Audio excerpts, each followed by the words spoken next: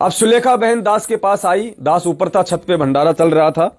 तो सुलेखा ने बहन ने कहा कि भगत जी बात बिल्कुल बिगड़ चुकी है, और भगत जी किसी भी प्रकार से आप निकलो, क्योंकि मुझे पुलिस वाले ने कह दिया है कि मेन टारगेट इनका कोई पवन नाम का आदमी है जयपुर का, और कुछ भी हो सकता है उसके साथ में। और उससे पहले भी, क्योंकि देखो भाई, डामाडोल व्यक्ति तो हर ग्रुप में होते हैं।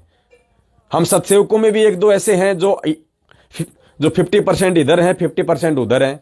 उधर की न्यूज इधर दे देते हैं, इधर की बातें उधर पहुंचा देते हैं। तो उधर भी डामाडोल व्यक्तियों की कोई कमी नहीं है।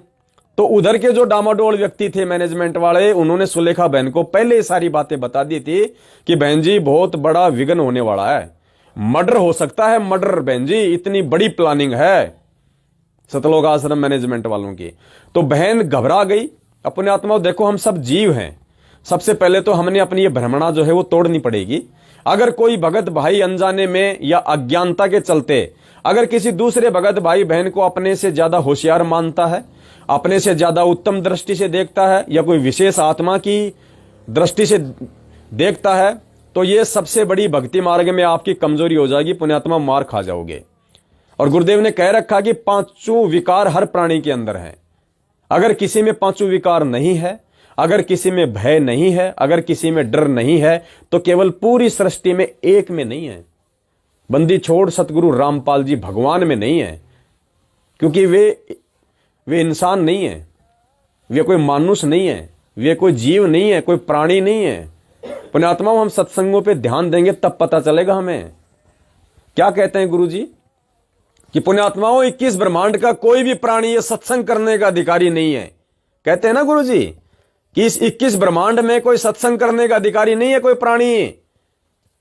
तो गुरु जी कौन है? बैठे तो 21 ब्रह्मांड में ही हैं। जब 21 ब्रह्मांड का प्राणी सत्संग करने के अधिकारी नहीं है, तो गुरु जी सत्संग कर रहे हैं, तो गुरु जी भी किस ब्रह्मांड में बैठे हैं।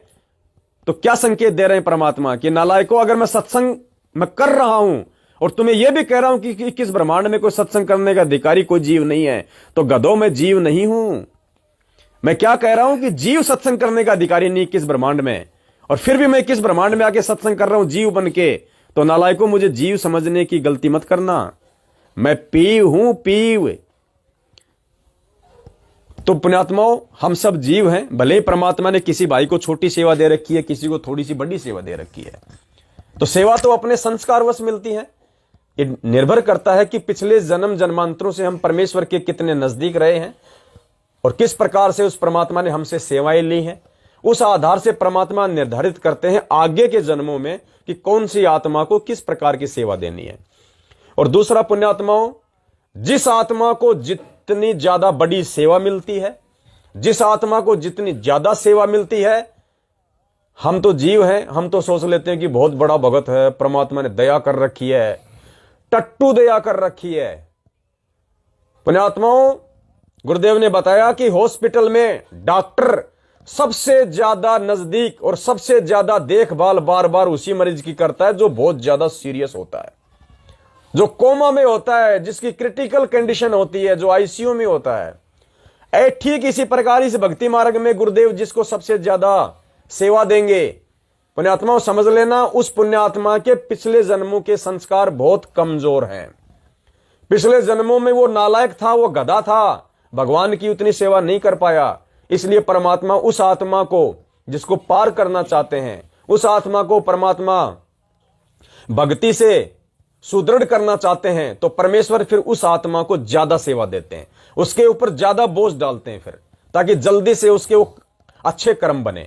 तो कभी भी ये भूल मत करना कि भैया कजोड़दास जी को तो बहुत बड़ी सेवा दे दी भगवान ने, पवन दास को बहुत बड़ी सेवा दे दी है, साध संगति शंका समाधान के नंबर मिल गए हमारे 4 भाइयों को, भाई वो तो विशेष आत्मा है।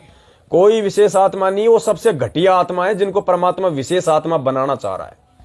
तो इस भ्रमणा में कभी मत रहना, बहुत बड़ा धोखा खा जाओगे। अब हम यहां पे कोई पब्लिसिटी के लिए नहीं आ रहे लाइव, हम कोई मान बढ़ाई के लिए नहीं आ रहे। हमें परमात्मा ने सकुशल वहां से निकाल दिया, हमें अपनी औकात भी परमात्मा ने दिखा दी और हमें अपनी औकात का भी मालूम है।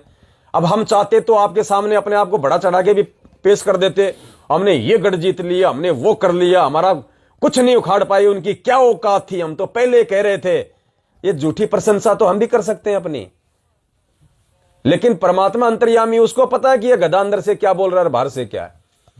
तो पुण्यात्मा, परमात्मा कहते हैं मोह पांचों विकार सताते हैं, हे साहिब ना बच पाते हैं। तो हम सब जीव हैं, हम सब के अंदर पांचों विकार हैं, पांचों विकारों की 25 प्रकृतियां हैं। तो दास भी भयभीत था भाई, डर तो सबको लगता है, ऐसी बात नहीं है, चाहे हम कितने बड़े भगत क्यों ना बन जाएं। तो हल्का हल्का डर दास को भी था, लेकिन भाई विश्वास भी कहीं उससे ज्यादा था कि परमात्मा तेरी शरण में है, जो राखूं त्यों रहूं, जो देव सो खाऊं, कुत्ता हूं गुरुदेव का, जैसे रखोगे वैसे रहेंगे परमात्मा। अगर आपने अगर यहां पे अगर हमारी अगर हत्या करवानी है, अगर हमारे भाग्य में अगर ऐसा लिखा हुआ है, अगर यदि आज हमारे को यहां पे वो शरीर छूटना है, तो परमात्मा छूटेगा। अगर तेरी मर्जी होगी तो छूटेगा, फिर चाहे मैं कितनी कोशिश कर लूं मैं नहीं बच पाऊंगा।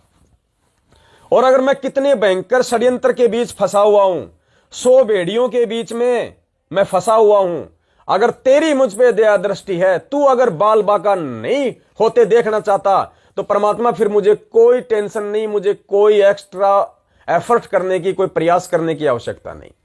तो इतना तो विश्वास परमेश्वर पे पूर्ण है, तभी परमात्मा ने सेवाओं में खड़ा किया हुआ है। लेकिन पुण्यात्मा जीव हैं, इस कारण से भय भी अंदर रहता है। जब ऐसा माहौल पैदा कर दिया जाता है गुंडागर्दी का,